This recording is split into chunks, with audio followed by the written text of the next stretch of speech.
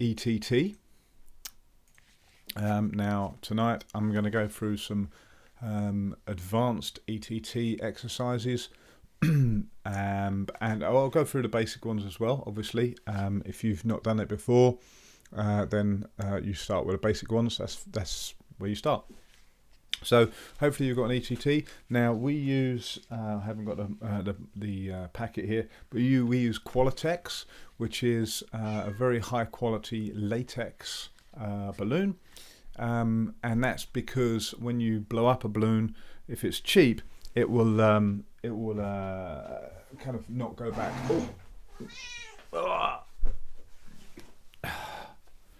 Just Lyra coming to join us. So. So the latex balloons shrink back to the normal size, so you can use them for longer. But a normal balloon will work, but it will only be able to blow it up a few times before it kind of goes saggy. Okay. Equally well, latex is slightly better for the environment than some of the cheap balloons. Okay, so. I'm also going to go through one of the walking exercises. The sun's back out again. It's a nice sunny, in England, at least in London, it's a sunny forecast for the next few days. So I'm going to go through a walking table that you guys should be doing, could be doing every day. It shouldn't take too long.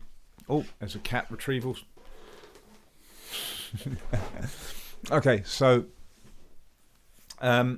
without further ado, let's start with the ETT. So what is the ETT? It's an equalization training tool. It's super important that you have one, and super important you practice. So it goes in conjunction with the bedtime stretches, which I covered the other day, and why what happens? Why do we do all this? Okay, so as we go down, the lungs are compressed, okay, because they're full of air, and the chest moves in. Now, if you may have been told, there's an old school of thought that the diaphragm flexibility, so the diaphragm can come up to take the place of where the lungs are, but that doesn't work. That's not true. So whoever told you is just running on old information. Diaphragm flexibility does help a little bit, but not really very much. It's really about the chest flexibility and how the chest can move in. So let's have a look at this video. So this is me on the sled a few years ago, and if you see, my chest is just touching that kind of bracket, or just in line with that bracket. So as we go down, you can easily see there my chest being squished in, and in fact my back, if you look at the back and the front, you'll see the wetsuit kind of wobbling as we go down, because my body is being squished. So that's roughly between 10 and 60 meters, roughly. And so you can see side by side, we got the picture there with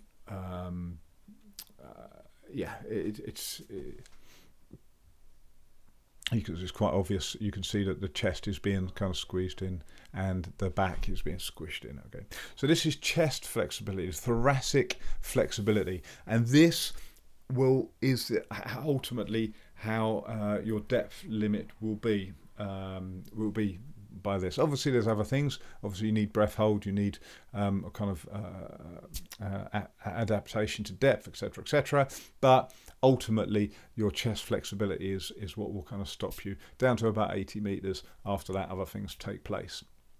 Okay, so we're doing bedtime stretches to allow that chest to move. And how do we know it's moving? How do we know it's flexible enough and we're not doing damage? Well, we unpack. So as we're going down, the pressure pushes the chest in. If we can unpack, in other words, this means the chest can keep moving in and there's flexibility left. So we're not talking about mouthfeel. Mouthfeel gets around the problem of chest flexibility. In other words, if you use mouthfeel, it will rip your lungs, because when we unpack, we are checking that the ribs have got some sort of flexibility left. If we try and unpack and we can't, in other words, go, then we know there's no flexibility left in the rib cage, and we should stop the dive there. Doesn't matter about the equalization. The equalization's really secondary. It's making a noise. Ooh, means we can actually still retrieve air from the lungs. The ribs can flex, so we're good to go. Once you've made the noise, then you can equalize. But so the making a noise tells us we can flex, the chest can flex, but also gives us air to equalize. Okay? But the most important thing is, if you can't unpack, that's the end of the dive, because your flexibility's kind of come to its limit. So we do bedtime stretches, and they were covered in the video. I'll do them again later this week. If somebody reminds me. I'll do them later in the week again. Oh no, I did it last week at the end of the stretching exercise, didn't I? So I've done it twice, so that's fine.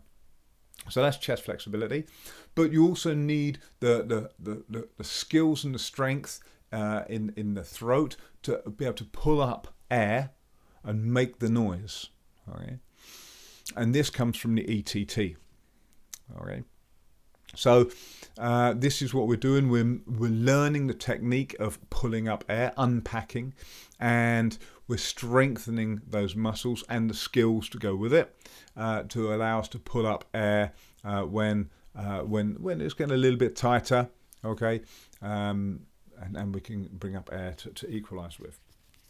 The second part of the ETT is putting air into it, which is learning the skills and the strength to squeeze air using the cheeks and the jaw and the tongue into the balloon. Obviously, when we're diving, we squeeze it into the eustachian tubes, but if we've got that skill, the ability and the strength to squeeze, especially against the pressure in a balloon, then when we're at depth, we know we've got the strength and the skills to do it into eustachian tubes.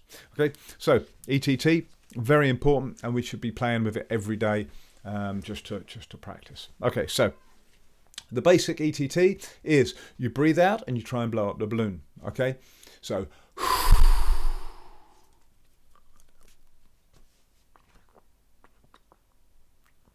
but of course you can't, because you've breathed out everything you've got. Okay, so you've used your diaphragm to the end of its useful range. Okay, so you've squeezed, and if you want, you can cheat a little bit. So you breathe out everything.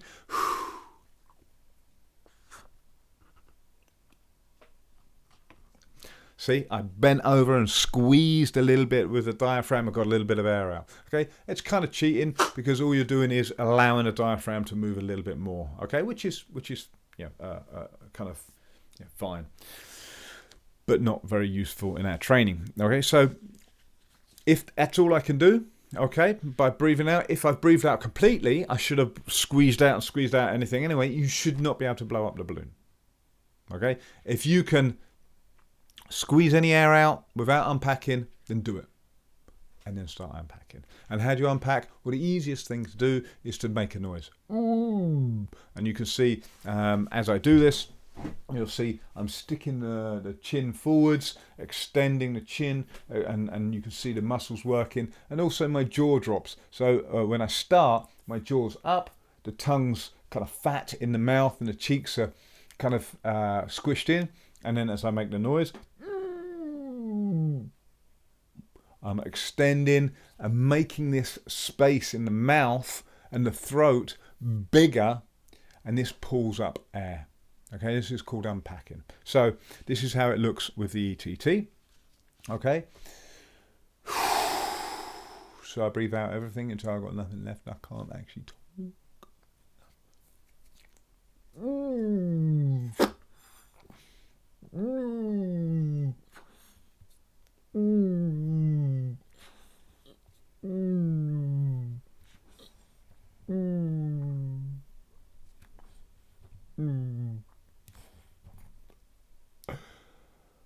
Okay, so that's how you unpack and use the ETT. Now, one really good thing to be thinking about is when you manage to get one unpack, when you've been doing it for the first time and you can't do it, you're trying to get one unpack. When you've got that point where you can do one unpack, okay, whether you can get into the balloon or not doesn't really matter, but when you can do one unpack, put one hand on your belly and make sure it's nice and soft. And then when you do the next unpack, make sure it doesn't tense up. Because if it tenses up, that's you trying to use your diaphragm to get more air out. If you've unpacked once, tensioning the diaphragm will actually move the diaphragm down, okay? And will draw air into the lungs. So it should be nice and floppy, okay? So when you're using ETT, there shouldn't be like blood vessels, veins popping out of your head. There should be no tension in the body. It's very soft.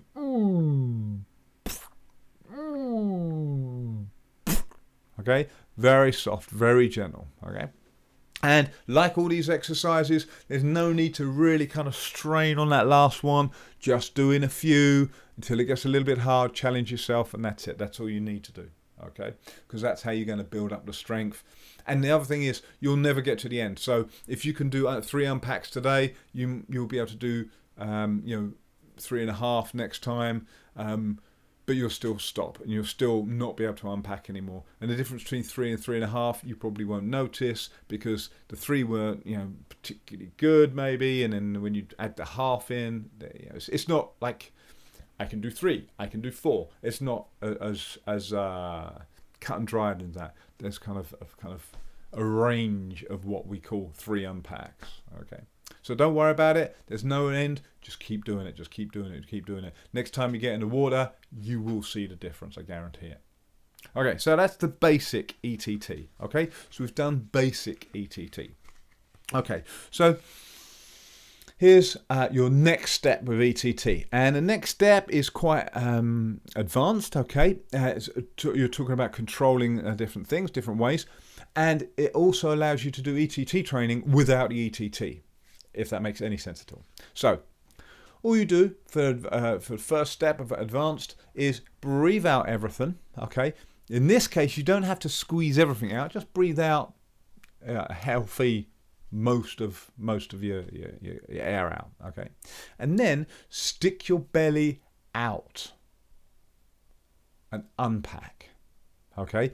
So what we're doing is the diaphragm is now pulling down, creating a little bit of a vacuum in here, and it will make it really hard to unpack, okay? But what you're actually doing 2 things at once. So remember I said at the beginning of the standard ETT exercises, put your hand on your belly and make sure it's floppy, okay? Now we're pushing the belly out. So first time you do it, you're going to be like using muscles you don't need to use. You're going to contort your face and try and do it. These muscles you don't need to use. So eventually you're going to get soft. Then you concentrate on softening the diaphragm. When you get to that point, then we consciously move the diaphragm in the other way. We're moving it out. We're drawing in from into the chest.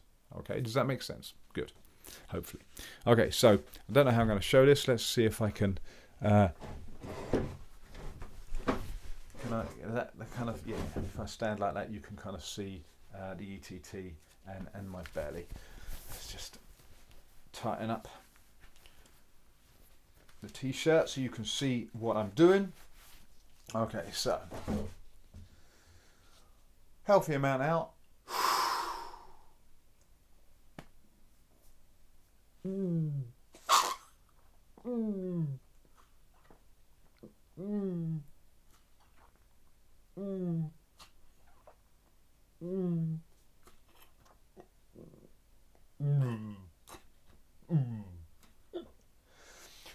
Okay, so hopefully you saw it was getting really hard. My belly was out.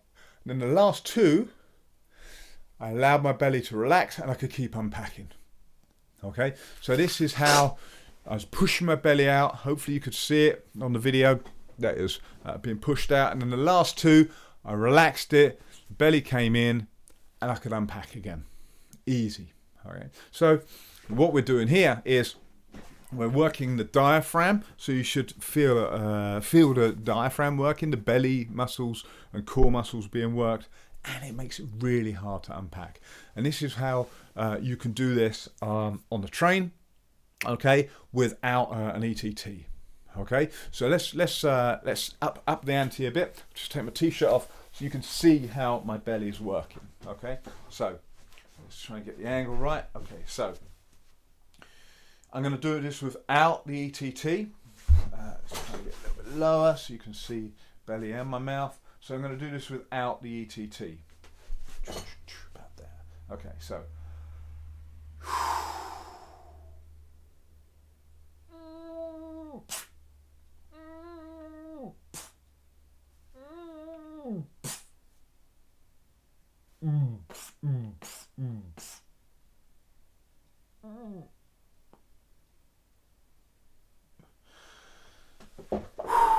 Okay, hopefully you could see that. Okay, so I started with the belly out. It's really hard, and you can hear how strained it was. But this is good practice for the unpacking, and it's good workout for the diaphragm. And then I let the diaphragm go, belly goes floppy, and I can unpack easy. Okay, but you can start again. You can push the belly out again, and you will find that the chest starts to flex as well. Okay, in fact the light is very good. I'll take my t-shirt off again, and you can see, if I get the right angle from here, you should be able to see how when we do bedtime stretches, how the chest moves. So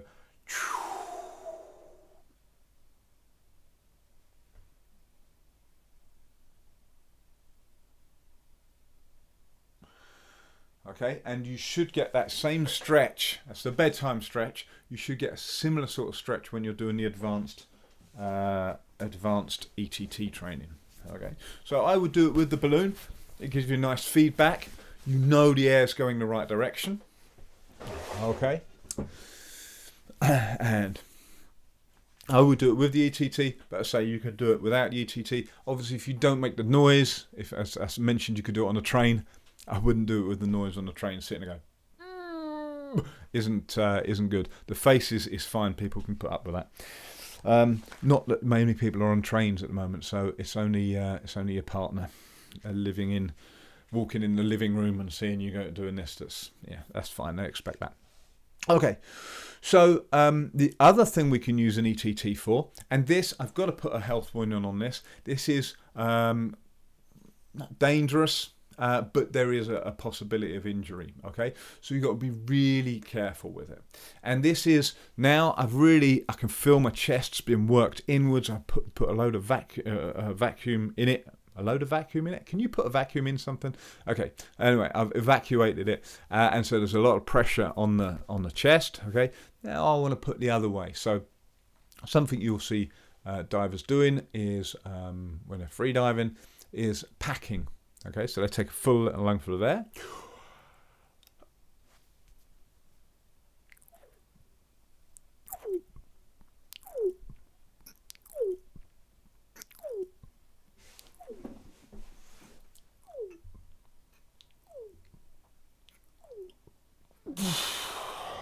Okay, so what I'm doing, I'm sucking in air, again using the cheeks and the jaw, doing this movement the same as the unpacking, but this time I've locked off. So the air has to come in the mouth, and I make a kind of whistling noise, and that's what you can hear when I do that to demonstrate. And then I squeeze that air into my lungs. Okay, so it's stretching the lungs out. Now, when you start doing this, it's hard to get air in the mouth. It's hard to get air in the lungs. It usually, I'll give you a warning, usually goes into the stomach, and if it goes into the stomach, it will come out again, one way or the other. But you can use ETT to learn how to get the air into your lungs, okay? Now, the warning comes is you want to do this a tiny, tiny amount. We're talking about that's a thimbleful of air. It's a thimbleful of air, okay? So if we just put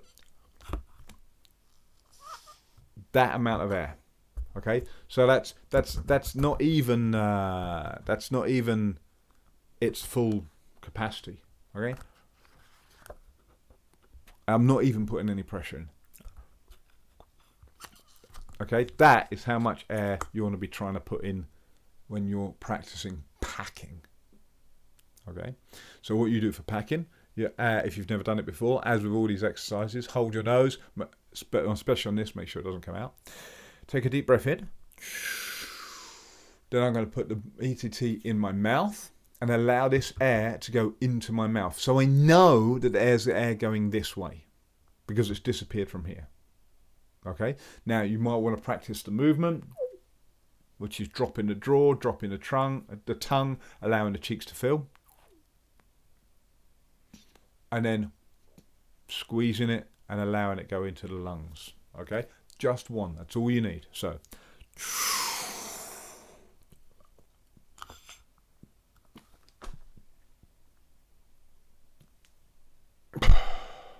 that's a pack.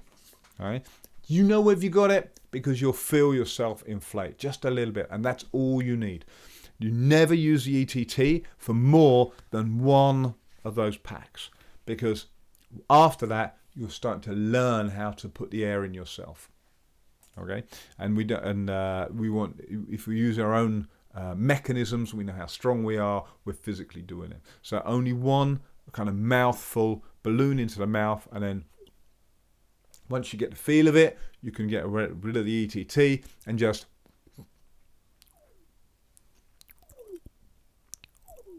okay, and I make that little whistly noise as I'm drawing air in the mouth. Okay, so that's your advanced ETT training. Standard ETT is just unpacking, blowing up a balloon. Again, hold your nose, make sure you're not sniffing in air or letting air out. All right. Then the advanced is the belly out. Okay. And then packing. And remember, it's only when you're learning to pack and you just do one kind of almost that much. Yeah, there's a little bit more than that. That's it. That's all you need to do. Okay, with the ETT. Okay, cool. Now I promised at the beginning I would briefly go over one of the walking tables. So sun's out, we're going for walks. So I will mention the pain walks. Okay, so again, as with all these things, use caution. We shouldn't be pushing ourselves. It's not about pushing, it's about challenging. It's about finding that edge and just playing with that edge and then let it go. Okay, because we want the body to know that there's the edge, but we're fine with it. Okay, find the edge, yeah, we're fine with it. That's all we do, and we just move that edge. Okay, if you hit that edge super hard, you're just gonna damage yourself, and the body's gonna react by saying, "Don't go there again." Okay, so you find that edge and just be okay at that edge. You don't even have to go past it. You just be okay at it. Tell your body you're okay at it, and then next time the body will allow you to go a little bit further. Okay, and that's the same with all exercises. Okay, but pain walks. So you can kind of do them on your own. Try and do them on grass, just in case you feel a little bit dizzy or you fall over or you trip over. If you do it on concrete, you're going to hurt yourself because it's hard. That's all. So pain walks. Usually in the club we do them in buddy pairs. Okay, so in your head, if you're doing them on your own, okay, be aware that you'd usually do your one pain walk, and then your buddy would do theirs, and then you do one and they do one. Okay, so that gives you an idea of timing, so you don't just do 3 pain walks back to back. After you've done one, allow about the same amount of time as if a buddy was doing it before you do it again for recovery. Okay, and you only need to do 3 or 4 pain breath holds, pain walks. That's it. So you can do this on the way to the shops, you can do it through the park. It's super easy. So it's an empty lung exercise, as most of our walking exercises are, dry exercises are empty lung. The only one is the Solomon holds, the Solomon walks, or the Oxy walks, same thing. But this is empty lung, so pain walks are empty lung. Breathe out, walk. Something like 18, 20 double paces. Okay, till you feel, yeah, I need to breathe. Not, oh, maybe I'll breathe, but yeah, I need to breathe. Okay, and you do breathe. So, but you keep walking at pace. Now it's important you're not just sauntering along like super easy. You're walking along at pace. You want the heart rate a little bit higher, and you want the legs to be working. Okay, you're not running, but you want the legs to be working. And the idea is, usually when you do a breath hold, you do a breath hold, you come up, you breathe, you relax, you chill, and you let your body recover. But we're not doing that. So we're tricking the body. So usually when the body comes up, it knows it can get rid of all the byproducts of metabolism. You can get it into the blood, get rid of it out of the body. But in the pain walks, we carry on moving at pace, not allowing the body to ditch all those toxins. So we feel pain. It's called, people call it lactic acid. It's not lactic acid. It's part of the lactic cycle. Okay, but you feel it in your head, your legs. The legs go heavy, legs go painful. It's not real pain. It's lactic pain. And we're building up our tolerance to this. So you keep walking at pace. After your breath hold, say something in the order 15, 20 double paces. Remember, we only ever count the right foot. Okay, so that's 1 pace. That's 2 pace, that's 3 pace. Okay. So something like 15, 20. For you, for the first time, it might be 10. That's fine. Till you find the edge, till you find that challenge, until you go, yeah, I need to breathe now. And then you breathe, but keep moving. Okay, keep moving. As with all these exercises, it's high CO2, but we're not really touching the O2 because we've got a lot of recovery time and we're empty lung. So unlikely you're going to black out because empty lung, first thing you do is breathe in, fresh air in. Okay, we're not really looking at low O2 tolerance, but there's always a chance when you're holding your breath, so make sure you're not in a dangerous scenario. You're not kind of walking alongside of a river or on a hard concrete floor. It would be best if you've got somebody who lives with you, who can walk next to you. Obviously, no point if they're 2 meters away.